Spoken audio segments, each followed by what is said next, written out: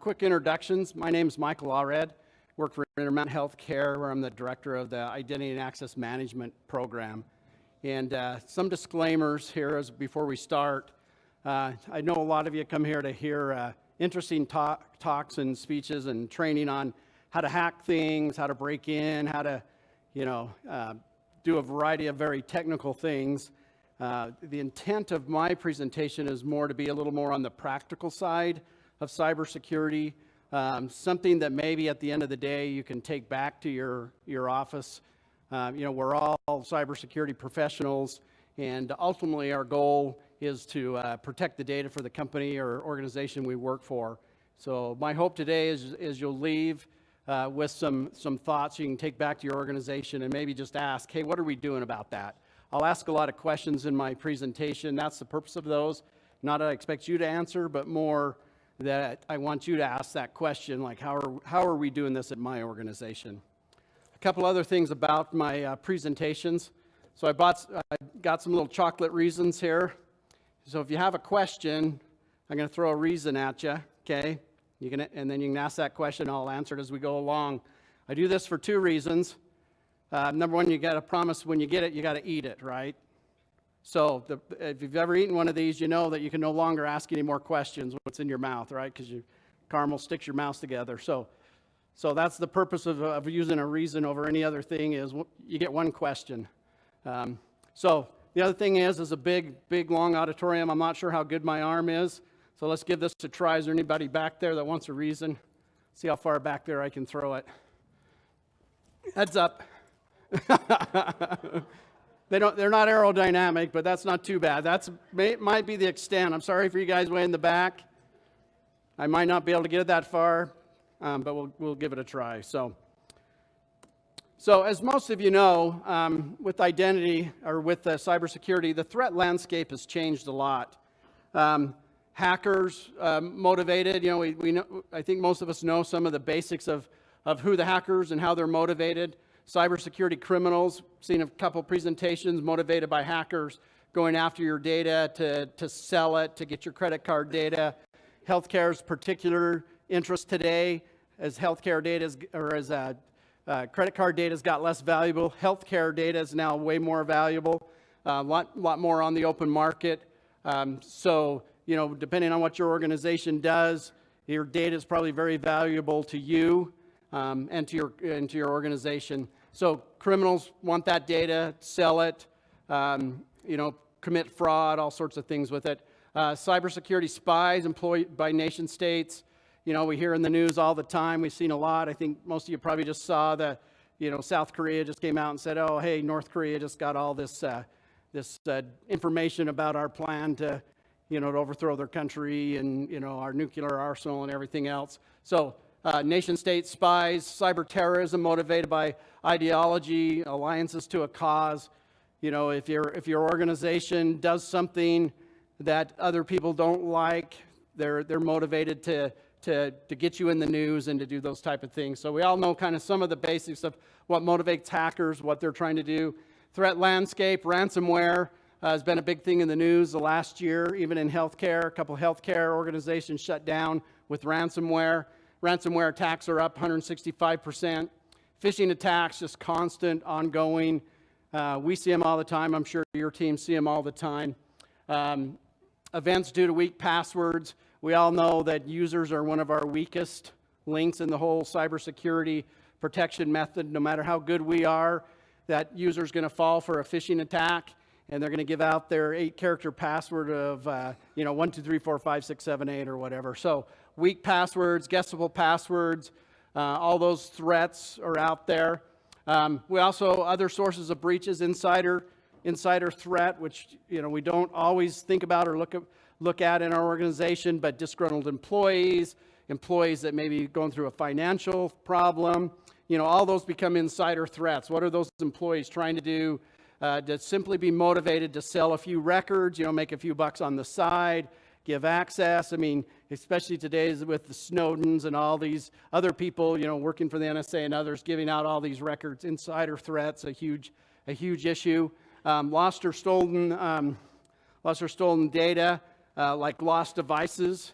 You know, what do you have for your device encryption, whether it's your phone or your laptop? What data's on there? We hear all the time about contractors download the data on a device not owned or managed by your organization. They lose their device, leave it in the taxi or whatever. Then your data's out there. External attacks, phishing, SQL injections, malware.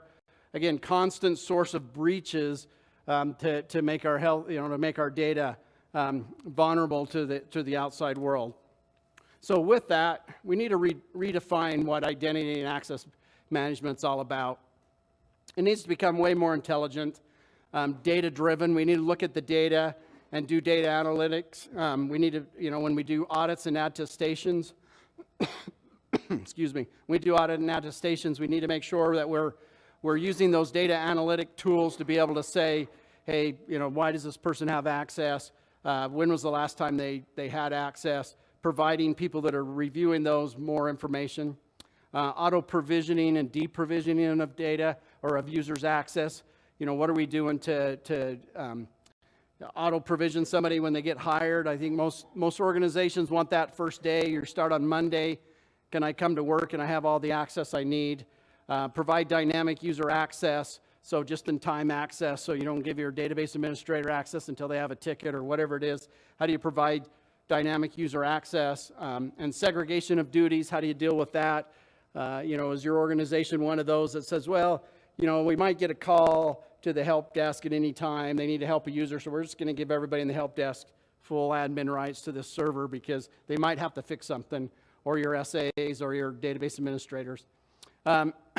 Adaptive, we need to rethink the way we do authentications. Can we be context aware? Can we know if you're on a company-owned device or your own personal device? Can we know if you're in the country or outside of the country?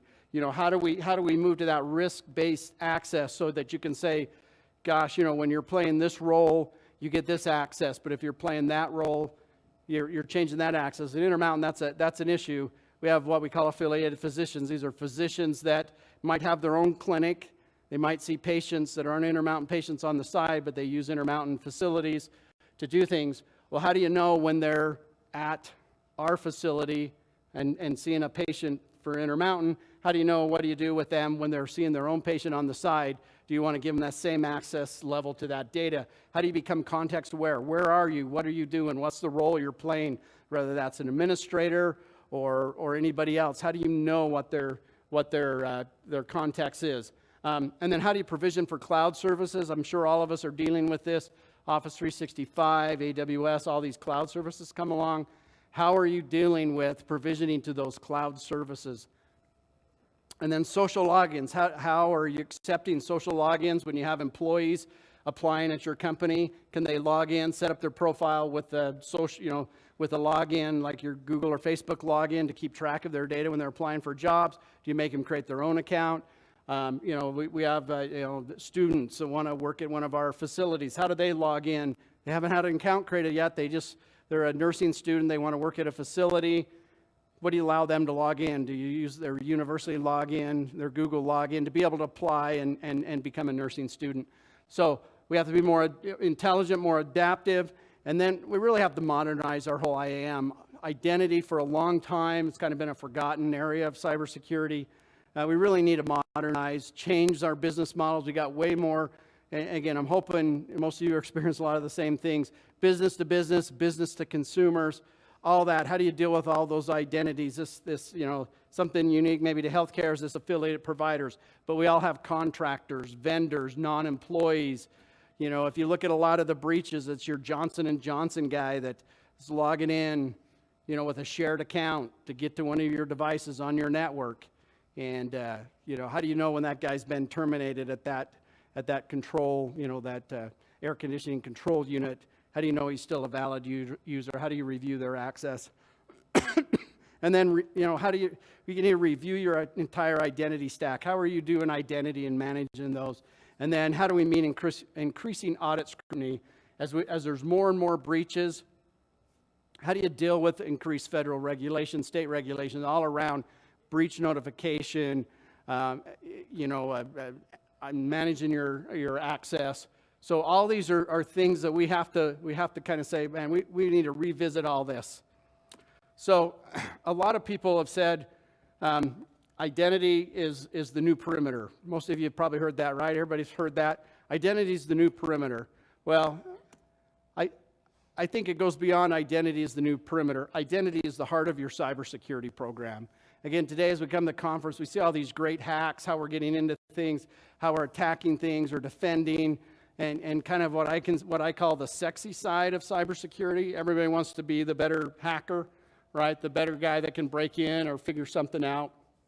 But when you look at the daily business of running your organization, protecting your data, the reality is you've got to have your identity and access management program nailed. You've got to be very mature, doing the right thing, because once that person gets through the door, they're attacking that identity platform. They're going after those identities, whether it's your AD admin or your AWS admin, your Office 365 admin. You know, what are they going after once they get inside your organization?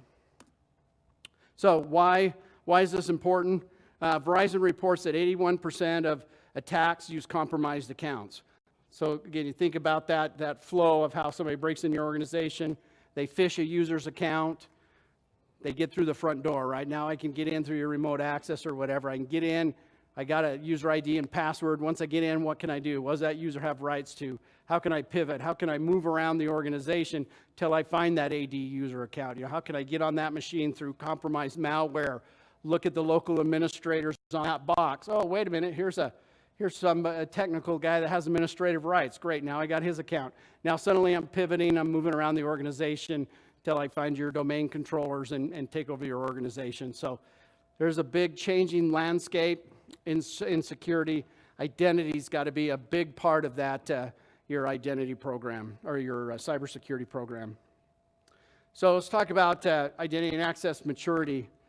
These are some things from, I think it says at the very bottom, but organizations with the highest IAM maturity experience half the number of breaches of those with least maturity. So depending on how mature your identity and access management program is, that will depend on the number of breaches you have, right? So they've seen as they've gone out, I think this might be Gartner or Forrester, as they've gone out and looked at those with high levels of maturity in their identity program, they have half the number of breaches. More maturity saves 40% in technology costs and an average of $5 million in breach costs. So putting money, putting time and effort into your identity program drives down technology costs and, of course, breach costs, security costs. And also generates more productivity. We talked about the simple fact of I show up to work on day one, I want to have access. I want to be able to access the system. If I have to wait 3 weeks before I get access, you're paying a contractor or an employee for 3 weeks waiting for them to get access to something. That's low productivity. If I can auto-provision people, if I can set up things that say when you arrive day one, I'm productive, I'm working, I'm getting things done, that can greatly increase your productivity, your employees' productivity, and lower your costs. So let's see. Forrester from February of 2017 is where where this information came. So Forrester, Gartner, as they look out there, these are major, your identity and access management program plays a major part in reducing your overall risk. So let's talk about what are the components of a good identity and access management program. So identity lifecycle. So this is the entire flow of how an identity flows and works through your organization. I'll break each of these down a little bit more. Authoritative sources. Where does that data come from? Does it come from your HR system? Does it come from a contracting system? Where does that user's identity get created and move through your identity system? Authentication. What are your standards for authenticating? Provisioning. How do you provision, deprovision? How do people get access and rights to things? What are you doing about privileged accounts? How do you deal with privileged accounts? Do you have them defined? Do you know where they are? Do you know who manages them? And then audit and attestation. How do you know what users should have rights to things? How do they get rights? When do you remove their rights? And then user behavior analytics.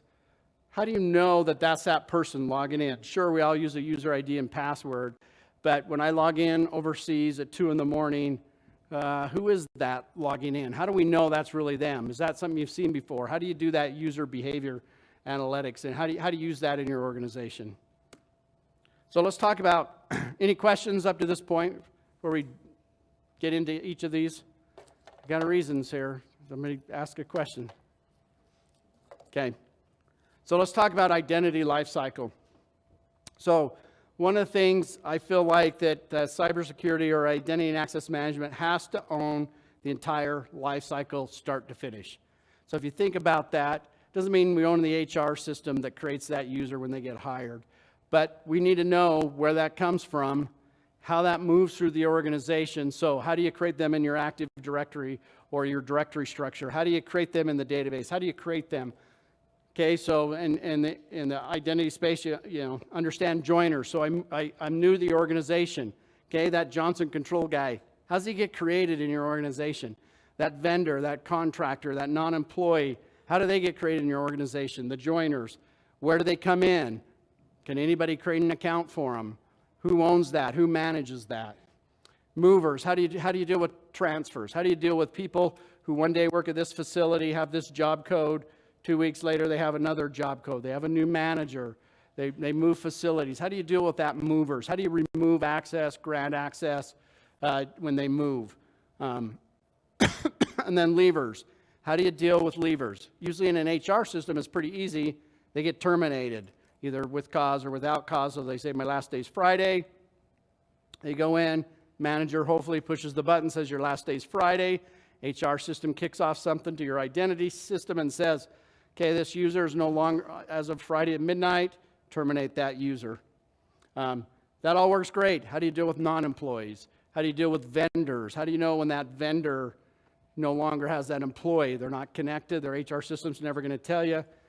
What's your process? What's your contracts? What are all those things that make sure that that account doesn't sit out there for 10 years until a hacker breaks in and uses it? And then how do you reduce the number of identity stores? A lot of organizations have multiple Active Directory trees run by different groups, or each application you buy has its own identity database, own users in there. Can you move towards a master user directory?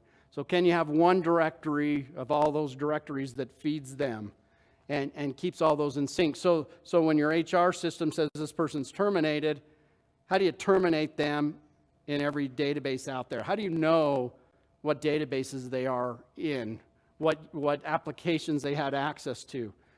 How do you deal, again, that entire life cycle of that identity from I joined the organization, I got this access, my access is reviewed, annual basis, whatever your requirement is, and then, okay, now I've moved. I think most of us know, you get somebody that's been at your organization for 20 years, they probably have access they had 20 years ago. Probably in the same AD groups, they probably in the same email distribution list, they probably have the same 15 file shares from every department they've worked in, they probably have database access rights because at one point they needed that. So how do you deal with that joiners, movers, leavers? You as cybersecurity, IAM professionals, you've got to figure that out and mature your ability to deal with that entire life cycle of that identity, not leave it up to chance. So authoritative sources. You need to identify your authoritative sources of identity. We talked about HR, which in most cases is a pretty good, yes, this person works here. But what attributes of that identity do they own? Do they own just first name, last name, maybe address? Okay, they probably don't own email address. They probably don't own user ID.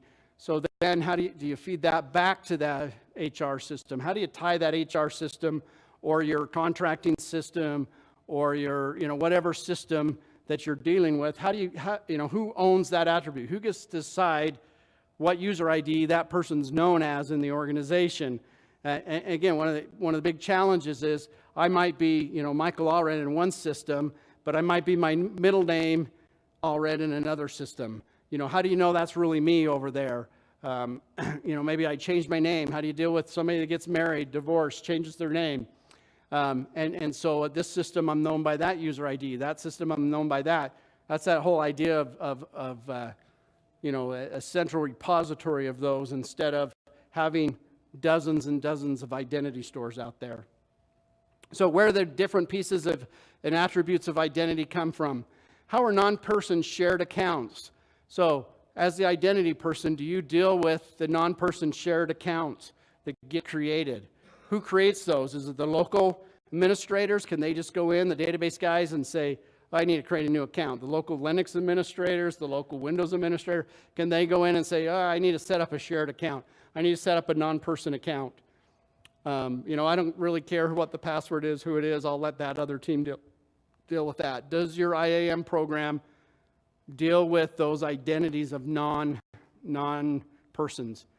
service accounts, all of those type of things?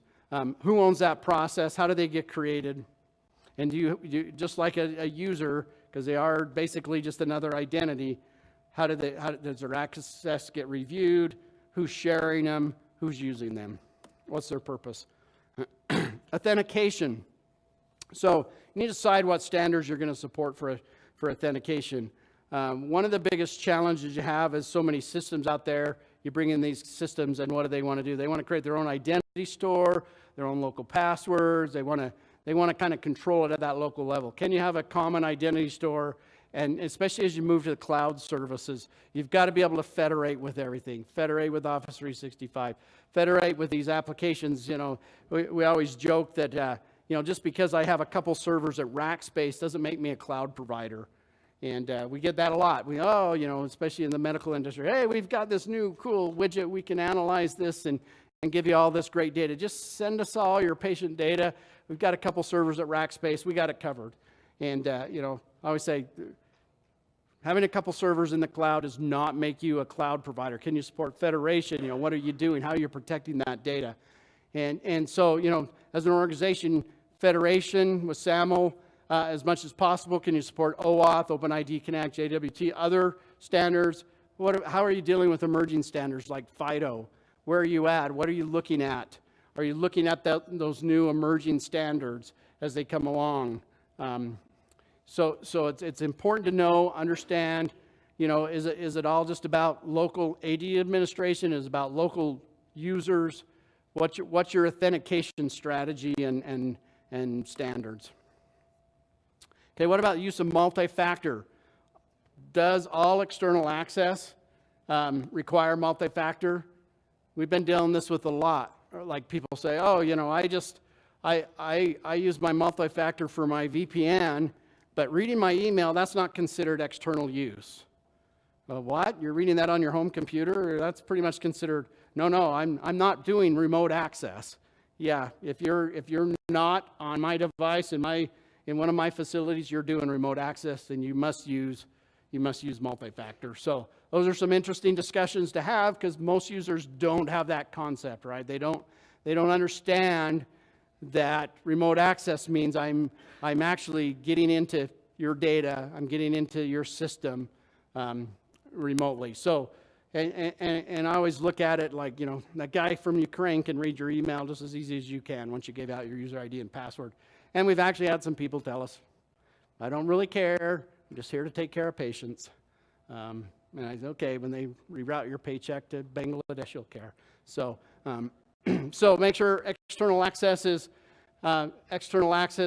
use multi-factor. What types of different ways to generate that one-time password do you use?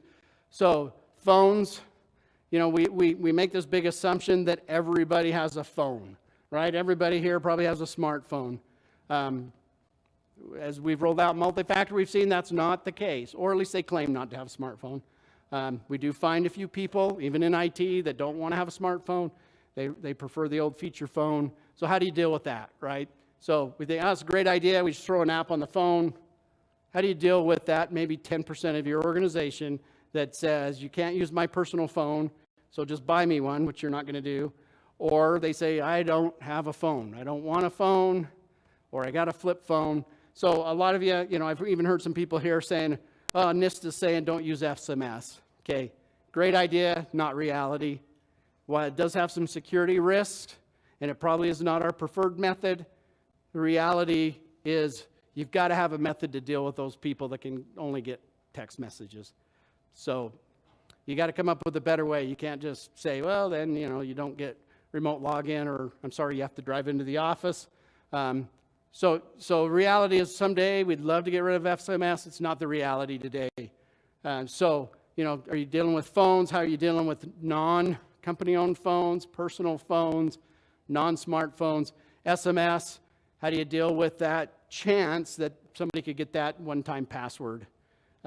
We've also had some interesting stories with SMSs that people call help desk and say, I lost my one-time password. And we're like, okay, well, I deleted the text. And we're like, okay, that was 3 weeks ago. It's probably not good anymore. So getting users to understand the idea of a one-time password sometimes can be a bit of a challenge. And then hardware. We have some situations, especially offshore situations, where by contract, the contractors aren't allowed to bring a smartphone or a phone into that area at all. So how do you deal with that? So got to have hardware token support for those people. And we have some US-based ones too, where they just say, contract says employee cannot bring a smartphone or a phone into this area. And so you've got to have methods to deal with kind of, when you talk about multi-factor, you've got to think through all the different use cases and scenarios to allow multi-factor. Now, I didn't include this on this slide, but how are you dealing with administrative access? Are you doing multi-factor on administrative access? Your Active Directory domain admin, do they use multi-factor? Your AWS admin, when do they have to use multi-factor? The database admins, network admins. The more you can do multi-factor and eliminate that use case of somebody taking over that account and using it without the multi-factor, without the something that you have. So, okay, we'll pause and rest my voice. Any questions so far? Nobody wants a reason? You want me to just chuck some random ones out there? There's kind of a hand over there. Heads up, keep you guys awake. We'll see how far I can throw. Not very good. I could throw hard, but not very accurate. So, yes. Go ahead. I can't throw that far for sure. Okay.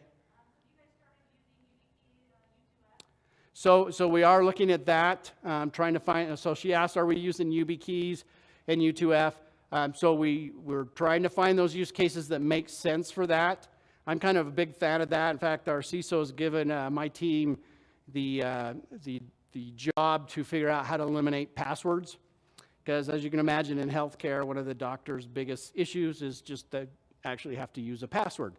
Because they're there to help a patient. And you think about it, it makes sense. You're in the middle of an operation or you're in the emergency room. The last thing you want to do is like, what the heck is my password? And so we've talked a lot about where does FIDO, where does those new standards fit in, YubiKeys and that. We've got a couple early experimentations, whether that's going to be sysadmin or eventually love to do something with the doctor and their phone to be able to maybe do something over Bluetooth or some way to try to say, yeah, I know it's you because you're within so many feet of your phone or whatever. So we're looking at some things. We haven't done anything yet with it. So, yes, go ahead.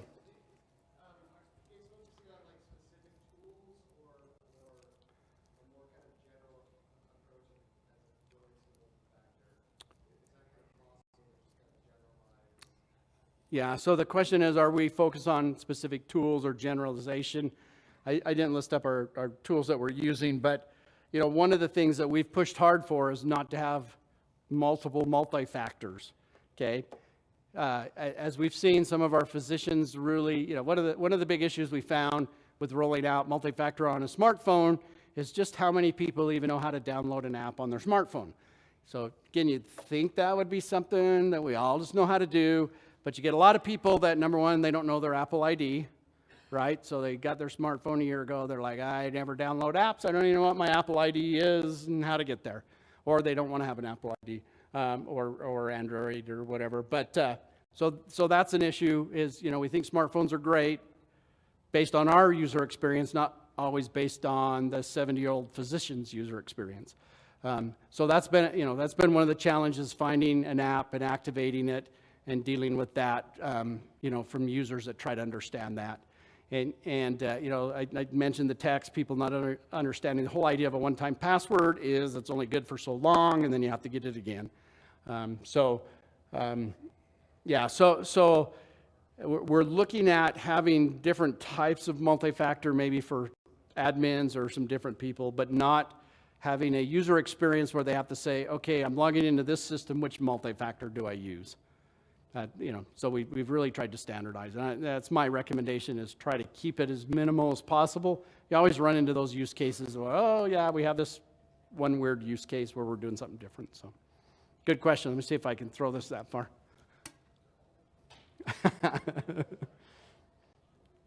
Okay. Any other questions? Okay, let's talk about provisioning. Provisioning, you know, I've had this discussion a lot. I have this with our ServiceNow team all the time. Provisioning is not just putting people in AD groups. I hear that all the time. We got an identity system. We can manage your provisioning. We can do all this great stuff. You click here, it'll put you in that AD group. I'm like, okay, that's the least of my worries, is putting people in AD groups. So provisioning is not just managing people in AD groups, because then I start asking, how do they get on the Linux box? How do they get on the database? How do they get on that cloud system? And they're like, oh, well, we can't do all that. Right, because you're not a provisioning system. You're not a provisioning tool. You're just a front-end Active Directory. So your provisioning has to do more than just put people in AD groups. It has to be able to pull data back, has to be able to manage that, you know, again, that whole life cycle of provisioning. It's got to be able to have rules to say, yeah, I'm an employee, I can get put in that group. I'm a non-employee, I can't get put in that group. Process for user access. How do they request access? How are they granted access? Who authorized that access? All those type of things have to be part of your provisioning tool, because if you get audited like us all the time, the first thing they're going to say is, who gave that person right to get into that system? Where did it come from? And as we know, in most organizations, even though I might go through my provisioning tool, we also have people that can go in and maybe change my role. So I say, you're a nurse, and we go out to the person, they put you in the nurse role, and then you call help desk and they say, you know, I'm having a problem doing something. Oh, well, we just need to flip you to a physician role, and you can do that. And we say, whoa, time out. Who authorized that? Who checked their credentials? How do you know that they were supposed to have that role? So how did people get there? How did they request access? Who was the person that approved it? Who was the person that actually granted it? So all that needs to be taken into place. And can we auto provision? How much of this can be automated based on job code, other things? So how can you automate that?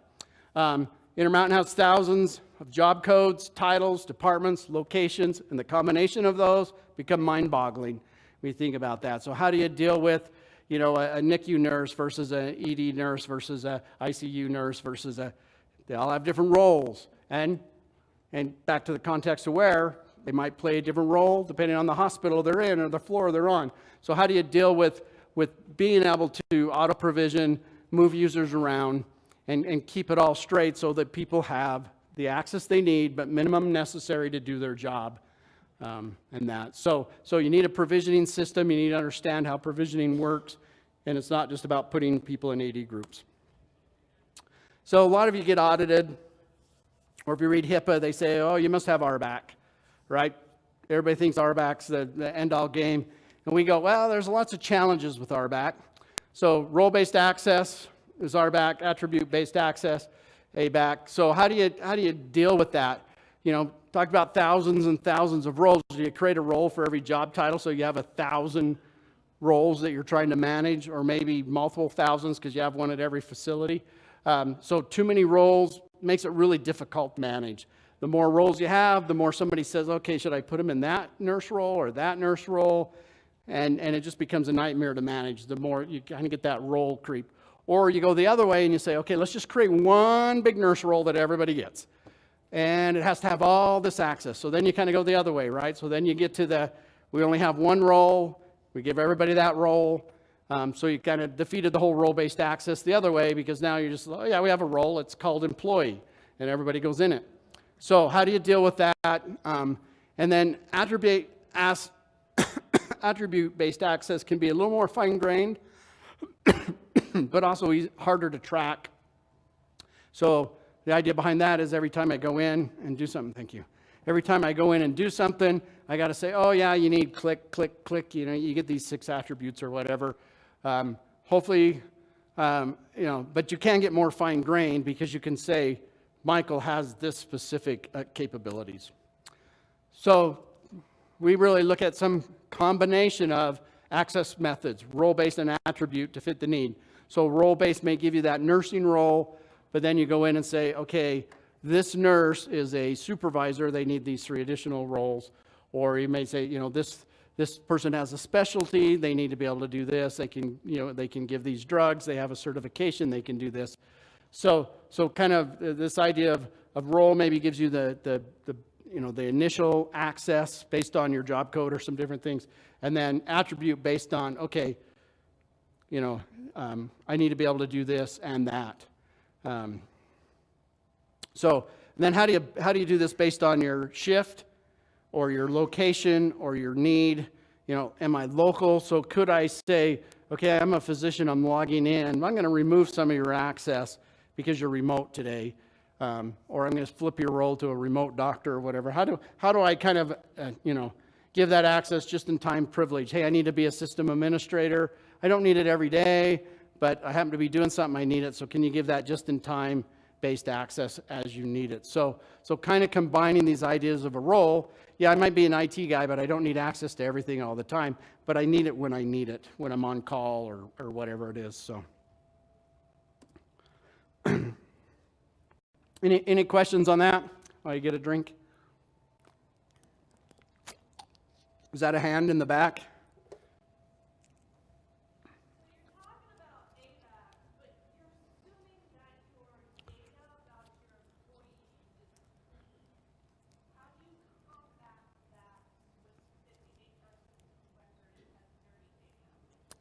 Okay, so the question or the comment is, you're talking about ABAC and you're assuming your HR data is clean, good data. How do you kind of rectify that you don't always know? And I assume multiple ways that data could be bad, like we think they're still employed, maybe they're not because the manager didn't go in and click the button yet. Or we have situations where you were supposed to be terminated on Friday, but you picked up an extra shift to make a few extra dollars your last day. We shut you off at midnight, and 2 a.m, you call the help desk. But yeah, so there are situations, back to that authoritative source, there is people you have to trust that their data is good.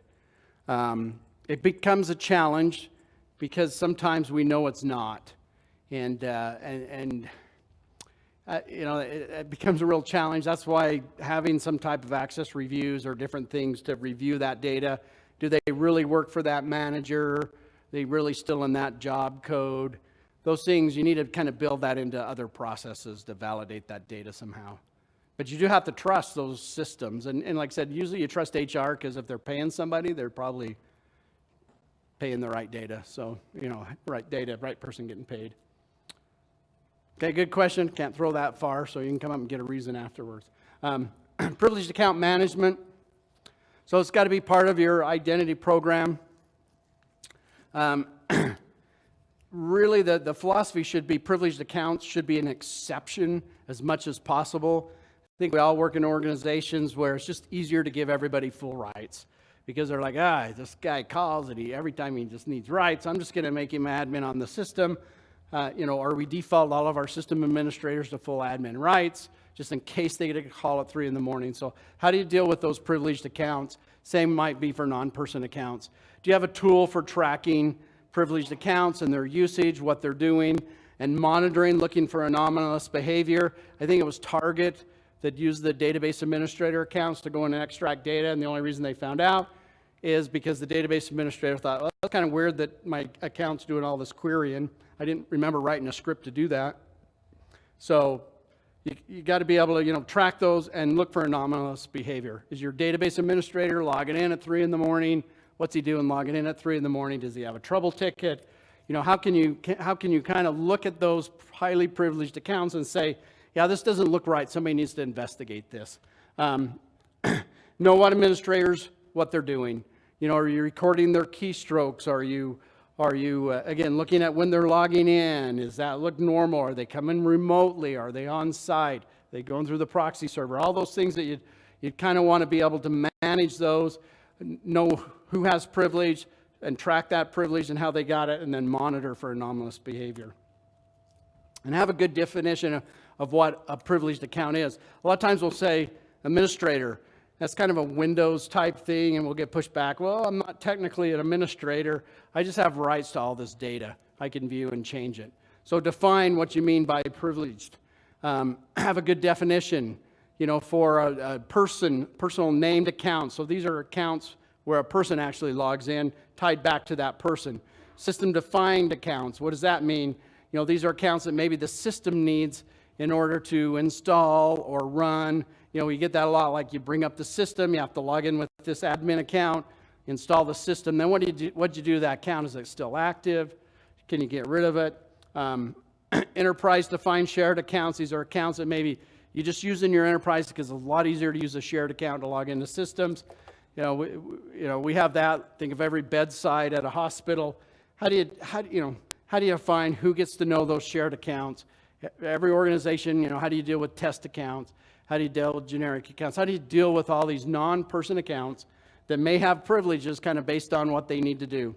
And then privileged accounts for software, services, all those things that may need additional privileged accounts. Well, who knows them? Who uses them? I think we've all experienced where we set up an application account. The developers call us and say, hey, I need an application account for Bob application. It's going to connect to that application, and then they use it for every application in the next 20 years that they've built, and you can never change the password because nobody knows, it's going to break something, So know your privileged accounts. Make sure you know where they're used, what their purpose is. So you should have projects to identify privileged accounts, who their owner is, establish processes and controls to restrict the sharing of privileged accounts. We all know, no, I'm the only one that knows this, and pretty soon you find out the whole organization knows it. A lot of times even the IT guys, maybe they need to know it to reset a workstation or set up a server, and then pretty soon you find out that a bunch of end users know it because the one time they needed it for something. So make sure you know who owns those accounts, who knows the password, monitor those privileged accounts, grant only the minimum privilege required to carry out a task. Again, a lot of times we do this for software accounts, application accounts. Well, we're not sure what we're going to do, so we're just going to give me rights to do everything on that server, and I'll, so I can do it through my application. And then implement multi-factor for privileged access as much as you can. So access review and audit and attestation. Most regulations, at least in healthcare, I'm sure in most of your organizations, they require you to probably at least annually review what is users, how they get access, what do they have. So how are you doing that? You're doing that through spreadsheets. How are you doing that today? Manually? Do you walk around? It's huge pain depending, I was going to say on the size, but usually if you're smaller, you have less resources to do it. So it's still a pain. But how are you meeting those regulations? Are you doing it for every system, just your main ones? How do you track that a user access is removed upon termination? Again, this idea, if I have multiple identity stores, how do I know that, hey, those guys over in that facility, they only have 50 users, but one of them got terminated. Did they remove their access? How do you know that? Ensure accounts are disabled, and all those different disparate identity stores can always be a big difference. We talked about this, know the difference between Jane Doe and John Doe when they might both be J Doe 1 because two different people set those up. They didn't validate against one account. We run into this, we get this all the time. You guys probably get this, like, here's a list of our users. Can you validate them? And they're all names. And I say, well, there's 3 Michael Allreds that work for Intermountain. Which one is it that I'm supposed to be evaluating? So kind of the opposite question. Too many people, in this case, user IDs reused for different people. That made it run out of time because that came back on. I'm on it around. User access reviews. So can you use data analytics to give managers more data? Can you look at outliers? If you have 100 nurses working for you, we all know you send them a spreadsheet. You say yes or no. They go yes. Send you the spreadsheet back. So how do you deal with those outliers? Can you send that manager Okay, of your 100 employees, 90 have the exact same access, approve those as a group. These 10, I want you to look at, make sure they're outliers, they don't have the same access as the rest of your group. Maybe leftovers, maybe, they have something, they're doing something that nobody else in your department's doing, but can you use data analytics? When was the last time they logged in? What is this access? I think most of you probably have the AD group name phenomenon, that you have the AD group called X39P7 that made sense 10 years ago when somebody created it. You send that to a manager, they go, what does that even do? So make sure you have some information, use data analytics. Machine learning to flag high risk. Wouldn't it be nice if you said, hey manager, you need to look at this one user has higher risk based on the data they can do. Insider threat analysis to trigger additional monitoring. So maybe you have, hey, I've got a disgruntled employee, I've got somebody that's maybe on corrective action. How do you trigger that? How do you trigger that additional monitoring to say, I think we need to monitor them? Or maybe it's just that they have additional access for a period of time and you monitor more. And trigger access reviews based on events, it's not annually. So we want to get to the point that you're kind of doing constant access reviews instead of just this big one annual access review. Do you trigger it on a manager change, department change, code change? It's great that I'm doing my annual review and maybe the end of the year in December, but in January I got the wrong access. I don't look at that for a year. But if I can look at it on maybe your birth date or when you change manager changes, all those other things, I can hopefully pick that up a little quicker and change your access. And then using user behavior analytics, and we talked about this a lot. I think maybe there are even some talks here, but you think about what Amazon, Target, Walmart, Smith's, we all use shopping carts. They know way more about you. In fact, I think if you saw 60 Minutes, kind of freaky what Facebook knows about us.